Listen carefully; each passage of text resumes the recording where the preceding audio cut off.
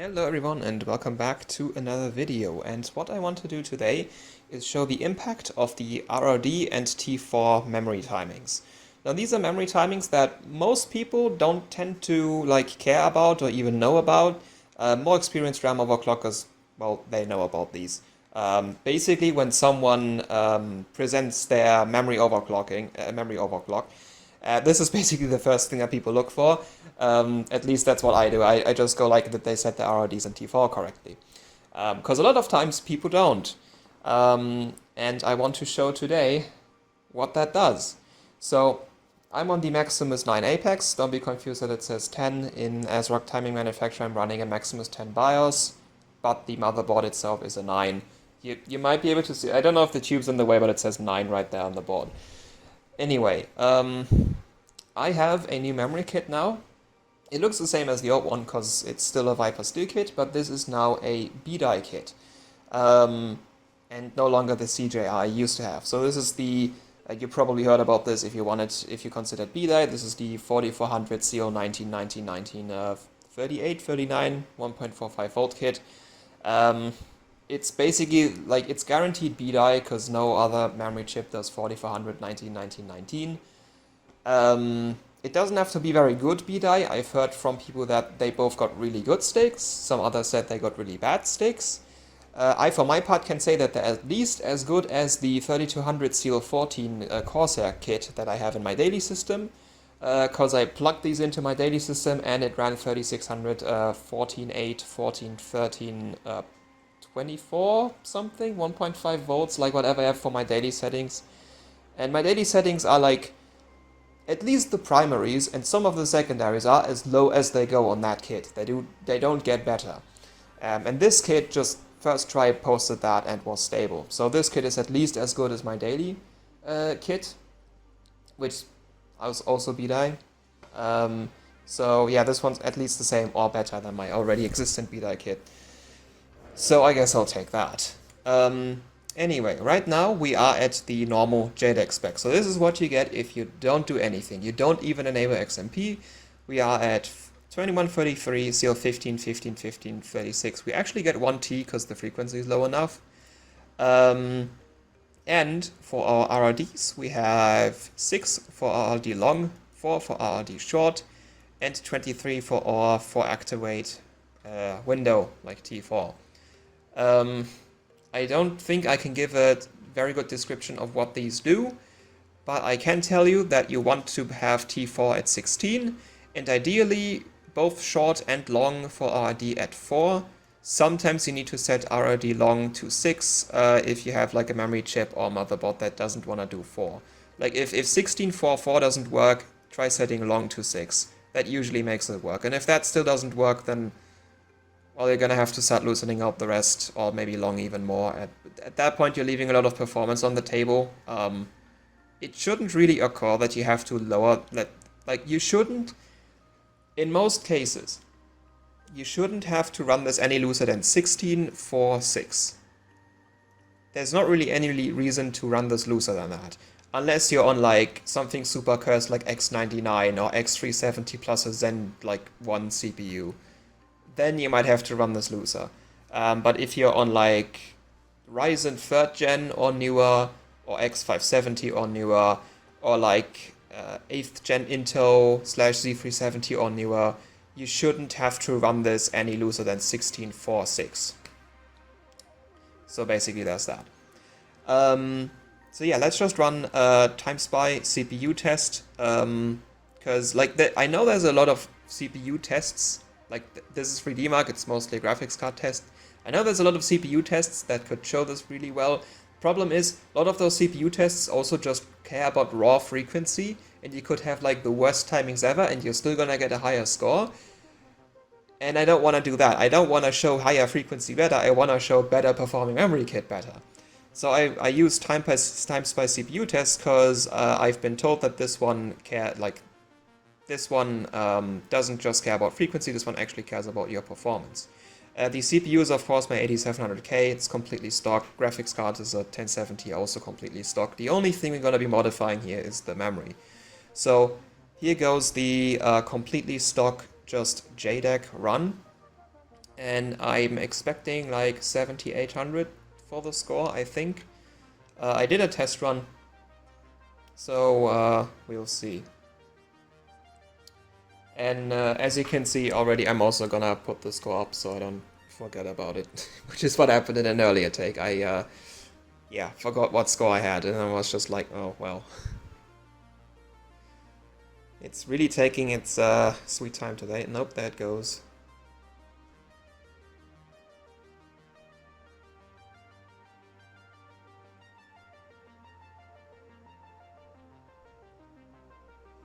Also take a look at the FPS, so it's low 60s, high 50s, though then it goes down to like 30. I don't run TimeSpy a lot, so I can't really tell if this is like good or bad performance for an 8700K. I mostly run Firestrike, and even there I'm not entirely sure what kind of FPS I want to see. But we'll get the score. So the score is, okay, it's not 7800, it's 7494. So let me put that into OBS. 7494. Okay. Good. Then let's go back into the BIOS and enable XMP. We're not gonna change anything because well, I want to show bad T4 and RRDs. Because the ones that are stock are not that bad. Like, the RRDs are already pretty good. It's just that we have a rather loose T4 here. But, like, rather loose, it goes way looser, as you're gonna see very shortly.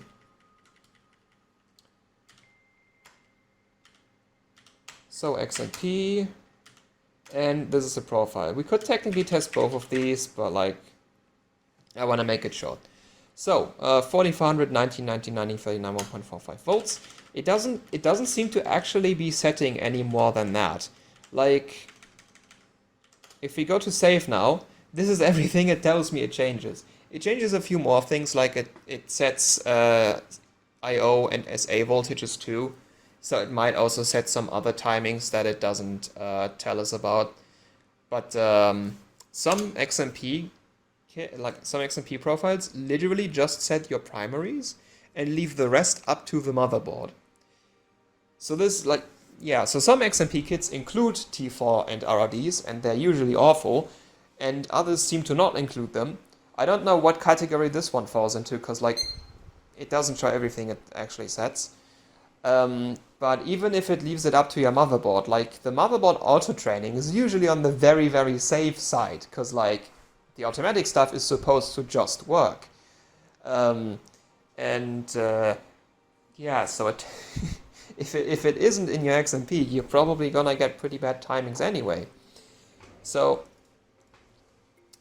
yeah, so we are at 4400, we have our 1990, 1939, now we're at 2T because high frequency. Wonderful TRFC, by the way.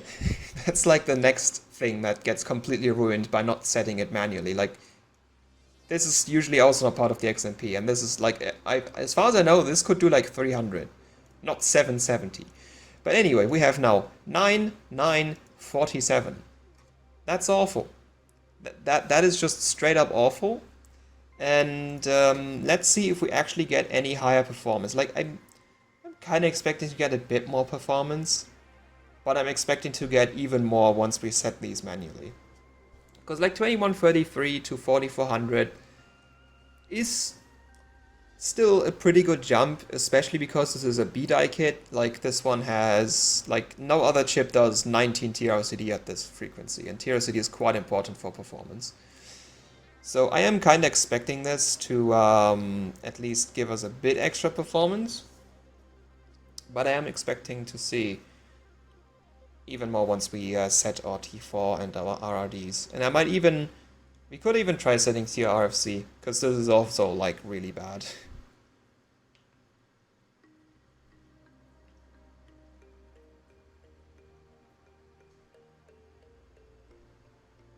I really don't know why system info takes this long. Is that just a thing of TimeSpy? Does TimeSpy just load longer than Firestrike? Okay, let's see if we can see a difference in the FPS already. Oh yeah, that's a quite massive difference. Wow, that's like 10 FPS. Okay, so it is performing a lot better. So B-die is still very much B-die. That doesn't mean that the XMP is optimal though. Now towards the end it seems to go lower though. Let's see the score.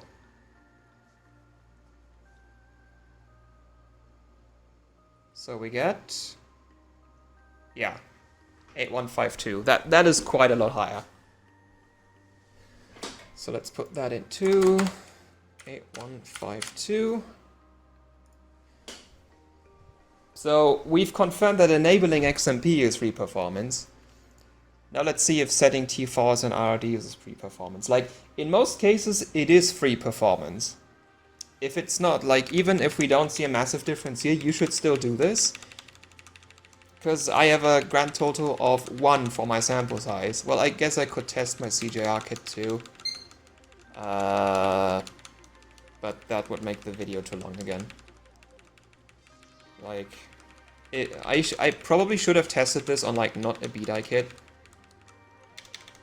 Because, like, well, we'll see. So, yeah, so in the Asus BIOS you get funky names, but this it shows it, like, down here. It's the actual name. So let's set this to 6, 4, and 16. And do we set our...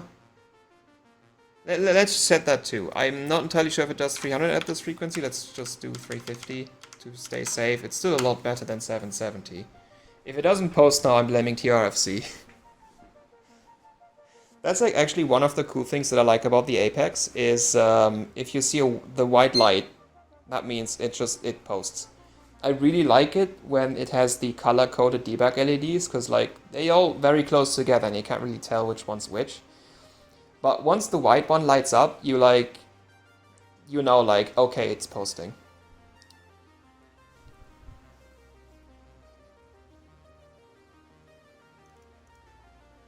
Okay, so we got that, and we have our 6, 4, 16. So let's run TimeSpy again. Hopefully it doesn't crash now. I'm really not sure about the TRFC. Like, I remember seeing people say, just like, B-die does just set 300, but I'm not entirely sure if that was for this high of a frequency. I think that was, like, mostly for Ryzen. And on Ryzen, you keep your memory between, like, 3600, 3800, because of the Infinity Fabric. Why did I just click on Firestrike? Because of the Infinity Fabric. So I'm not entirely sure if this will actually work now, but we'll see. TimeSpy CPU test is quite heavy. Actually, it's heavy enough that my CPU doesn't pass it at 5.2. Like, my CPU does pretty much everything at 5.2, except TimeSpy. TimeSpy just really slaps, probably because of AVX.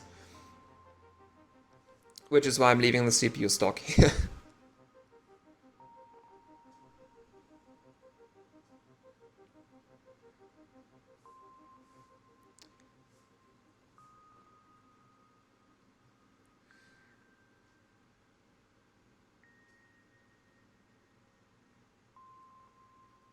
Okay.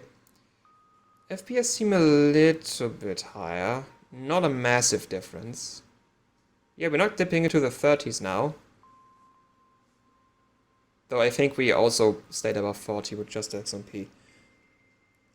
Yeah, like, I kinda expected this not to be as big of a difference, because, like, it's B-die. Like, even B-die XMP. Like, if the XMP is good enough so that can only be B-die, that's still significant, though. Okay. Yeah, so... That's like, what? 200 points? Over 200 points? We got 150 now. We have, like, basically 400 now. Like, that's... It's more like 225 points extra. So... 8389. And all that... Let's put it here once. And all that from just setting a few things that pretty much always work. So like, okay, the TRFC, yeah, other memory chips don't do low TRCD like BDI. If I was on, like, okay, 4400 setup doesn't work on CJR, but at like 3800, I would run like 480 TRFC on my CJR. That's still a lot lower than 770 though.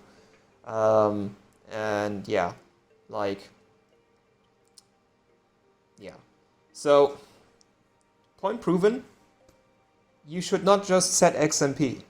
Like, so the TRFC is very dependent on your memory chip. Like, I mean, BDI, apparently setting this just works. If you have a not BDI, you're gonna have to do some testing for your TRFC, which might mean investing so much time that isn't worth to you. Then, okay, leave it on auto.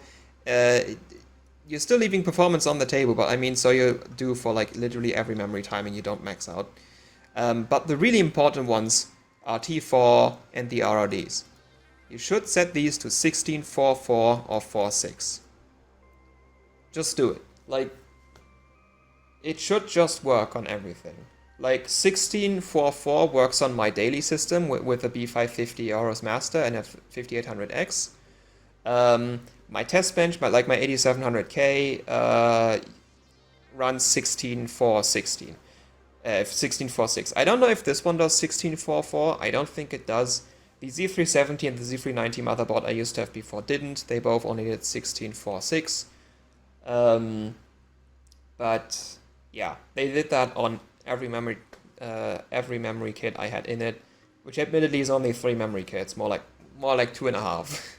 I have one CJR kit, I have this BDI kit, and I have one more singular CJR stick from Corsair. Oh, and also the BDI kit for my daily, which also ran this, so I guess it's 3.5 memory kits. Yeah, so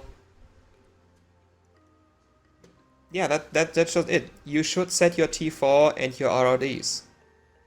You should just set that, because as you can see, like, it's not as big of a difference as going from stock to XMP, but it's still a very, very measurable difference. It's a 3-digit difference.